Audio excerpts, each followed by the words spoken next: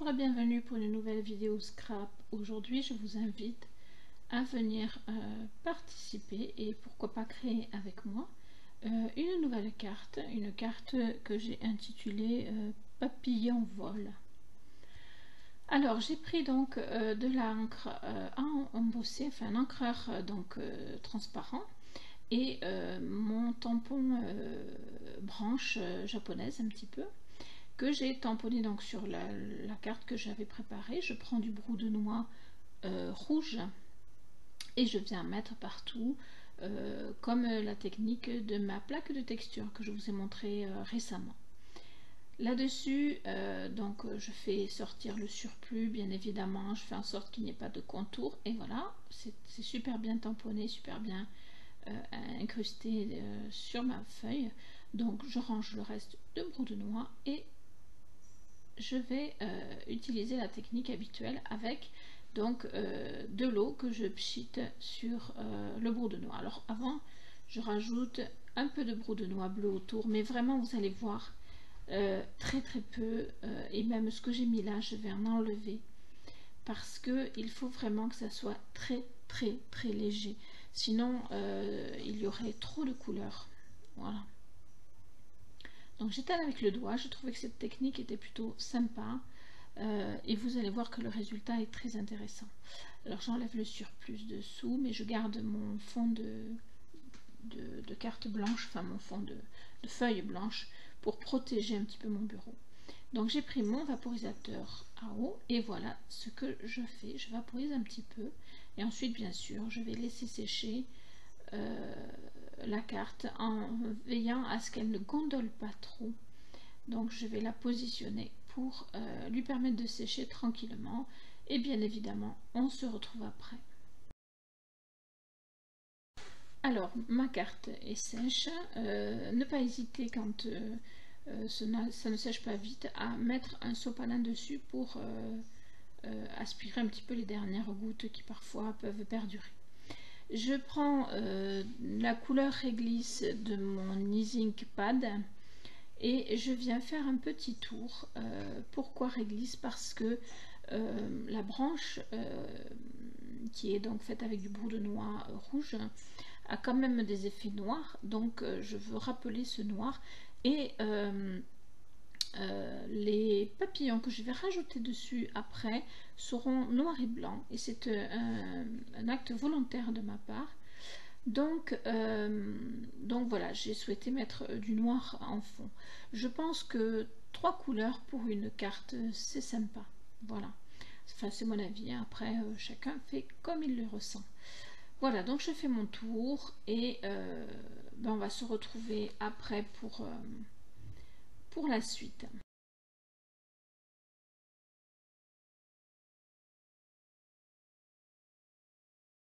Voilà donc la première partie de ma carte telle que je la souhaitais. Je trouve que ce fond est vraiment splendide.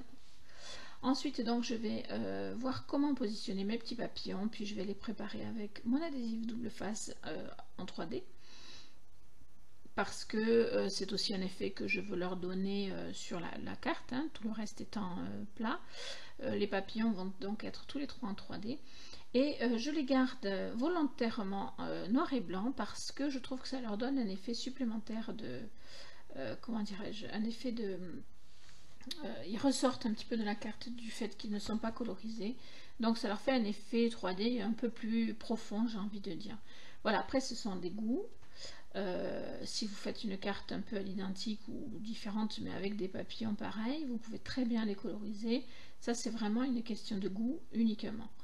Voilà, donc je prépare ma carte, ensuite je colle mes petits papillons dessus. Vous voyez que rien de très compliqué, que j'avais découpé mes papillons à l'avance pour ne pas perdre du temps sur une vidéo. J'essaye de vous faire des vidéos relativement courtes pour ne pas vous embêter trop longtemps. Ensuite, je vais, avant de coller ma carte et d'avoir le rendu final, à l'intérieur de ce qui sera donc ma carte, je vais rappeler mon effet de devant et en même temps rappeler mes papillons. Du coup, je vais tamponner donc avec l'encre incolore un papillon que j'ai trouvé donc dans la plaque de papillon. Je tamponne donc un papillon et puis je viens toujours pareil avec le brou de noix. Je viens donc passer mon brou de noix comme quand on fait avec la poudre embossée, hein, et puis le vaporiser d'eau pour lui donner cet effet. Et vous allez voir que ça rappelle bien l'extérieur. Et en même temps, ce n'est pas trop gros. Voilà, parce que le but, ce n'est pas que ce soit trop gros non plus. C'est juste un petit rappel, histoire d'avoir une page qui ne soit pas blanche à l'intérieur, tout simplement. Voilà, il est bien tamponné. Donc maintenant, je vais de nouveau vaporiser avec... je mets une feuille dessous parce que sinon, après, mon tapis est tout mouillé et tout colorisé aussi. Voilà, donc j'ai pas mis énormément d'eau. Il y en a bien assez, donc je vais laisser sécher. Éventuellement, une fois que ça a commencé à bien sécher, s'il reste des gouttes, vous pouvez tamponner avec du papier essuie-tout. Alors, je n'avais pas prévu cette étape, mais en travaillant l'intérieur, j'ai un petit bout de l'extérieur devant qui s'est taché. Du coup, je vais faire mon tour de fond de carte en rouge, donc couleur grenadine exactement. Ça rappellera donc le rouge du fond de carte, de l'intérieur, etc. Donc ce n'est pas choquant, bien au contraire. Même si au final, au départ, j'aurais préféré laisser tout blanc.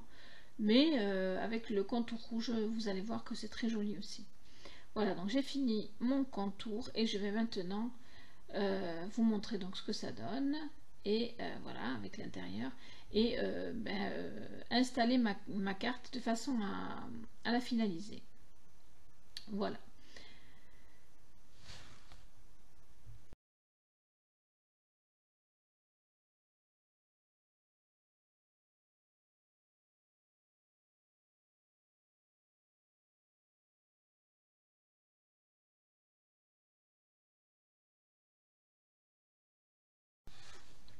Voilà donc le résultat final.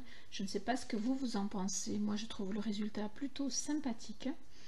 Donc les papillons blancs ressortent plutôt bien aussi. Voilà, et à l'intérieur, l'effet recherché est atteint. Voilà, j'aime beaucoup personnellement. J'attends que vous me donniez vos retours, vos commentaires, vos petits pouces bleus si vous avez aimé. Et je vous remercie de m'avoir suivi. Je vous dis à bientôt pour de nouvelles vidéos.